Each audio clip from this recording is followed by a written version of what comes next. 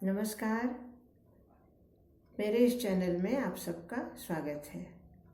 व्रतों की महिमा इस श्रृंखला में अभी हमारी बात चल रही है आध्यात्मिक और धार्मिक। आध्यात्मिक मार्ग में चलते समय हमें सबसे पहले पंच महाभूतों के जो तत्व हैं उन तत्वों को हमें साध्य करना होता है और उसके बाद ही हमारा आध्यात्मिक मार्ग प्रशस्त होता है या आध्यात्मिक मार्ग से हम परमात्मा तक पहुंच सकते हैं।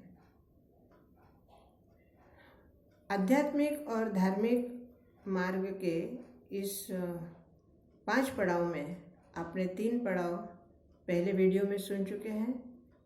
पहला है पृथ्वी तत्व का, दूसरा है जल तत्व का और तीसरा अग्नि तत्व का। आज चौथा तत्व हम बात करेंगे वायु तत्व की। हमारे शरीर में इन पंच महाभूतों के जो तत्व हैं इनका अनुपात या ये पंच तत्व हमारे शरीर में जिस अनुपात में होते हैं उसी अनुपात में हमें इन्हें साध्य करना होता है। आध्यात्मिक मार्ग बहुत ज़्यादा सरल नहीं है, लेकिन प्रयत्न करने पर कठिन भी नहीं है, क्योंकि गृहस्थ धर्म में रहते हुए आध्यात्मिक मार्ग के द्वारा हम परमात्मा की प्राप्ति करना चाहते हैं। और ऐसे में ये पंच महाभूत जो कि पंचदेव भी कहते हैं, इन्हें साध्य करने के बाद ही हम हमारे शरीर की अंतर यात्रा, जो कि हमारे बाह्य शरीर से होते हुए अंदर के सूक्ष्म शरीर तक वो हमारी यात्रा जाती है, उसके लिए हमें इन 5 पड़ावों से पहले इन 5 पड़ावों को सबसे पहले हमें साध्य करना होता है। तो वायु तत्व को साध्य कैसे करें? जब हमारे सामने कोई अचानक बहुत दुख की बात सामने आती है या अचानक हमें कोई ऐसा दुखी वार्ता सुनाई देती है तो हमारे दिल की धड़कन बहुत तेज हो जाती है। और जब हम दौड़ते हैं तब हमारे दिल की धड़कन तेज हो जाती है, हमारी सांसें जल्दी जल्दी चलने लगती हैं। हमारे शरीर में जो पंच प्राण हैं वो प्राण ही हमारे वायु हैं। उन प्राणों के ही रूप में हमारे शरीर में वायु विद्यमान है और ये वायु भी 5 प्रकार की होती है।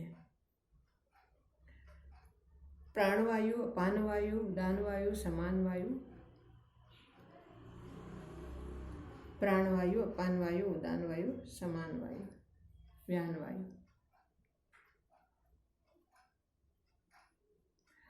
इन 5 वायुओं को हमें साध्य करना है। सुनने में थोड़ा कठिन लगता है कि हमारे अंदर जो पंच प्राण हैं, पंच वायु हैं, इन पंच वायुओं को हम साध्य कैसे करें? तो सबसे पहले जैसे मैंने कहा कि कोई अचानक कोई दुखी वार्ता आती है या बहुत ज़्यादा हमें आघात लगाने वाली कोई वार्ता हम सुनते हैं या बहुत हम कोई डर हमारे सामने आ जाता है, उस भावनात्मक डर से, भावनात्मक अघटित भय से हमारी सांसें इतनी ज़्यादा तेज चलती हैं कि हमारा कंठ सूखने लगता है, जीभ सूखने लगती है, हम बोल नहीं पाते और हमारे सांसों के ऊपर हमारा कोई कंट्रोल नहीं चलता। या बहुत सुखद कोई वार्ता आती है तो हम थोड़ी देर के लिए अवाक रह जाते हैं, जिसकी हमें कल्पना नहीं की होती। मैं उन बातों की, उन विषयों की बात कर रही हूँ या उन वार्ताओं की बात कर रही हूँ जिस बात की हमने कल्पना नहीं की होती, सुखद हो या दुखद हो। कोई दुखद वार्ता भी जब सामने आती है तब भी हमारा कंठ सूख जाता है। जिसकी हमने कल्पना नहीं की होती, या अचानक कोई सुख की वार्ता हमें सामने आती है, सो हम सुनते हैं, तब भी अचानक खुशी के मारे हमारे दिल की धड़कन तेज होने लगती है कि क्या ये वार्ता वास्तव में सही है। हमें विश्वास नहीं होता। हम जब साधारण मनस्थिति में होते हैं या आनंदित मनस्थिति में होते हैं और ऐसे में हम जॉगिंग करने जाते हैं या दौड़ते हैं, तब हमारी सांसें तेज होती है, लेकिन उस समय की जो सांस चलती है वो वायु हमारे लिए एक सुखद अनुभव देती है। हमारी सांसें जो अंदर की दूषित वायु है वो बाहर निकल रही है और शुद्ध वायु को हम ग्रहण करते हैं। यह हमारे जीवन की साधारण बात है, लेकिन मैं बात कर रही हूँ इन पंच प्राण के जो वायु हैं उनके ऊपर साधना करना, उन्हें साध्य करना। वो कैसे करें?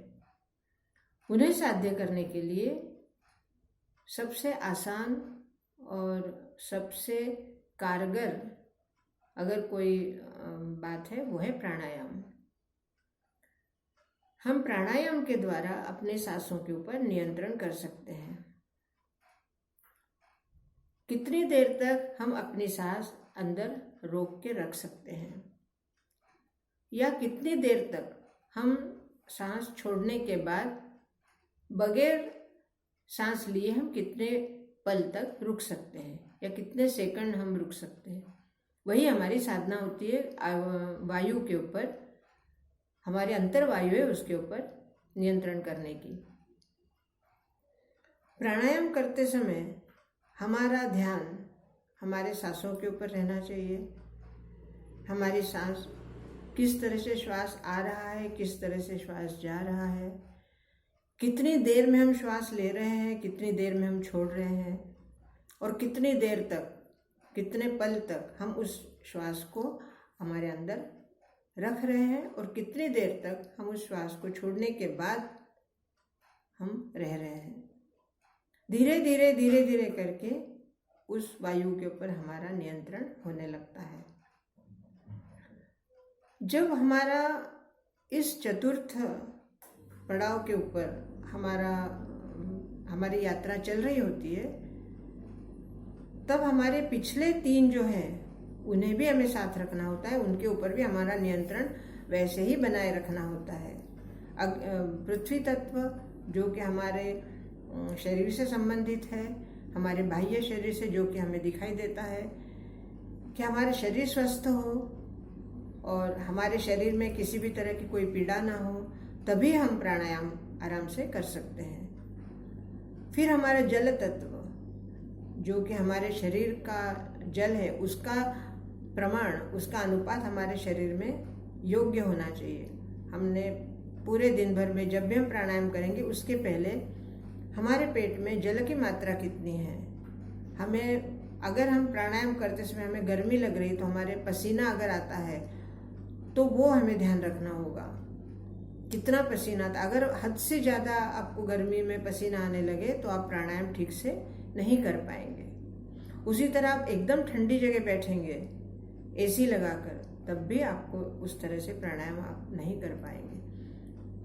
तो बाह्य वायु भी, बाह्य क्लाइमेट, बाह्य जो जलवायु है वो भी आपके लिए अनुकूल होना चाहिए। तीसरा आता है अग्नि तत्व। आपका अग्नि तत्व भी पूरी तरह अनुपात में होना चाहिए। जैसे आपको भूख लग रही है और फिर आप प्राणायाम करने बैठे हैं, या बहुत ज़्यादा खाना खा लिए हैं फिर प्राणायाम करने बैठे हैं, या आपको बहुत नींद आ रही है फिर आप प्राणायाम करने बैठे हैं, या आपको बहुत क्रोध आ रहा है, अर्थात आपका क्रोधाग्नि बहुत बढ़ा हुआ है, आपका जठराग्नि प्रज्वलित है, या आपका कामाग्नि बहुत ज़्यादा आपको विचलित कर रहा है। ऐसी अवस्था में अगर आप प्राणायाम करने बैठेंगे तो आपका प्राणायाम अच्छी तरह से नहीं होगा या आप कर ही नहीं पाएंगे। तो इन 3 तत्वों को ध्यान में रखकर, इन 3 तत्वों का अनुपात देखने के बाद ही आपका चौथा तत्व आपको उपयोग में लाना है, वायु तत्व। जब आप प्राणायाम करते हैं या जब आप वायु के ऊपर नियंत्रण रखने की चेष्टा करते हैं, कोशिश करते हैं, उस समय आपका मन पूर्णतः आपके श्वास के चढ़ाव उतार की तरफ होना चाहिए। अन्य कोई भी विचार आपके दिमाग में अगर आता है तो उसकी तरफ आपको ध्यान नहीं देना है, क्योंकि मन है वो भावनात्मक शरीर है, उसमें अलग अलग तरह के विचार आएंगे भी, और आपका जो विचार है उन विचारों से आपका मन इधर उधर भटकेगा, आपका चित्त इधर उधर होगा और आप प्राणायाम नहीं कर पाएंगे। तो अगर आपके मन में, आपके दिमाग में बार बार अगर कोई विचार आते हैं तो उन विचारों को आने दो, अपने आप को निकल जाएंगे, उनकी तरफ ध्यान ना दें। उनकी तरफ ध्यान ना देते हुए आपका ध्यान सिर्फ अपने श्वास की तरफ हो, और तभी आप वायु तत्व को नियंत्रण कर पाएंगे। प्राणायाम के साथ साथ जो भी हमारे श्वास की क्रिया है, अनुलोम विलोम है, कपालभाति है, या जो भी हमारे श्वास से संबंधित जितनी भी हमारी क्रियाएं हैं, उन सभी क्रियाओं को हमें बहुत ही अनुपात में, अर्थात मर्यादा से ही करना है कि कौन सा योग हमें कितनी देर तक करना है और कितनी बार उसको रिपीट, मतलब कितनी बार उसको हमें दोहराना है। जब हमारे चौथा पड़ाव हम यात्रा कर रहे होते हैं और पिछले 3 पड़ावों की तरफ भी हमारा ध्यान रहता है, तब धीरे धीरे हमारा पंच प्राण के ऊपर नियंत्रण शुरू हो जाता है। और जैसे ही कुछ अभ्यास के बाद आपका इन चारों तत्वों के ऊपर पूर्णतया नियंत्रण होने लगे, तभी आपका 5वां तत्व जागृत होगा, आकाश तत्व या अंतरिक्ष तत्व। तो ये 4 पड़ाव हमारे आध्यात्मिक मार्ग के आज हमने बताए। फिर से एक बार बता रही हूँ, जिन्होंने मेरे पहले वीडियो नहीं देखे होंगे उन्हें बता रही हूँ कि पहला पड़ाव हमारा पृथ्वी तत्व का है, दूसरा पड़ाव जल तत्व का, तीसरा पड़ाव अग्नि तत्व का, चौथा पड़ाव वायु तत्व का, और 5वां पड़ाव होगा हमारा अंतरिक्ष तत्व का। दोस्तों, गृहस्थ जीवन में रहते हुए आध्यात्म को किस तरह हम प्राप्त करें और आध्यात्मिक मार्ग से होते हुए परमात्मा को कैसे प्राप्त करें, यही मेरी इच्छा है कि जो मेरे मन की बातें मैं आपको बता रही हूँ। कुछ मेरे अनुभव की बातें हैं और कुछ बातें ऐसी हैं कि जो शास्त्र के द्वारा पता चली है, और कुछ बातें जीवन में हमारे रोज के व्यवहार से हमें ज्ञात होता है कि क्या करने से क्या होता है। अर्थात हम कई बार ऐसा होता है कि हमें करना कुछ और होता है, लेकिन हम कुछ और कर जाते हैं, फिर बाद में हमें पछतावा होता है या अचानक लगता है कि हमने ये कार्य कैसे कर लिया। तो इसके पीछे एक हमारा बहुत बड़ा विधान है, और वो विधान है हमारे पंच तत्वों का। इन पंच तत्वों का हमारे शरीर में जिस अनुपात में इनकी बढ़त घटत होती है, उसी अनुपात में हमारा स्वभाव, हमारे आचार विचार, हमारा व्यवहार, हमारा बोलना चालना या हमारा किसी के साथ संबंध बनने बिगड़ने लगते हैं। तो आध्यात्मिक मार्ग जितना सरल है उतना ही कठिन है, या जितना कठिन है उतना ही सरल है।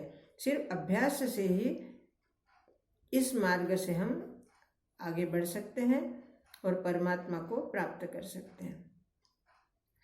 बहुत से लोगों के मुझे प्रश्न आते हैं या पर्सनली भी पूछते हैं कि गृहस्थ जीवन में हमें जप करने के लिए समय नहीं मिलता, या हमें पूजा पाठ करने के लिए समय नहीं मिलता, घर गृहस्थी का काम इतना होता है, और अगर हम माला लेके बैठ जाए या प्राणायाम करने बैठ जाए तो कार्य संभव नहीं है, घर का कार्य।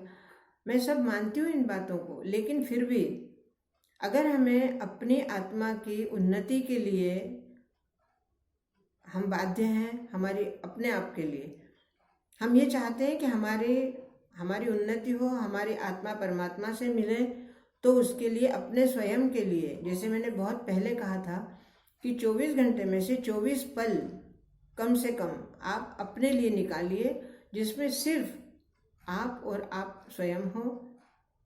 यहाँ तक कि आपका मन भी आपके साथ ना हो, आपका मन भी कहीं और आपने रख दिया हो, और सिर्फ आप अपनी आत्मा की पुकार सुनिए और आत्मा से ही परमात्मा से संबंध जोड़ने की कोशिश कीजिए। मेरा प्रयास है कि जो मुझे अनुभव हुए हैं उन अनुभवों को मैं आपके साथ शेयर करूं, और जहाँ तक मैंने अनुभव किया है परमात्मा हमारे साथ रहते हैं, बस उनका हमें अनुभूति होनी चाहिए, हमें अनुभव आना चाहिए, और वो अनुभव आने के लिए हमारे आध्यात्मिक मार्ग अत्यंत प्रबल और प्रशस्त होने चाहिए। दोस्तों, अगले वीडियो में हम बताएंगे 5वां तत्व अंतरिक्ष तत्व। आज के लिए इतना ही। इसके बारे में अगर आपके मन में कोई जिज्ञासा हो, कोई प्रश्न हो, तो आप अवश्य पूछिए। मेरा व्हाट्सएप नंबर डिस्क्रिप्शन बॉक्स में दिया हुआ है और आप उसको देख सकते हैं, उसके अनुसार आप प्रश्न भी पूछ सकते हैं। मेरे चैनल को सब्सक्राइब कीजिए, लाइक कीजिए, शेयर कीजिए, ताकि और लोग भी इसका लाभ उठा सकें, और कमेंट्स अवश्य कीजिए। बहुत बहुत धन्यवाद। जय श्री कृष्ण।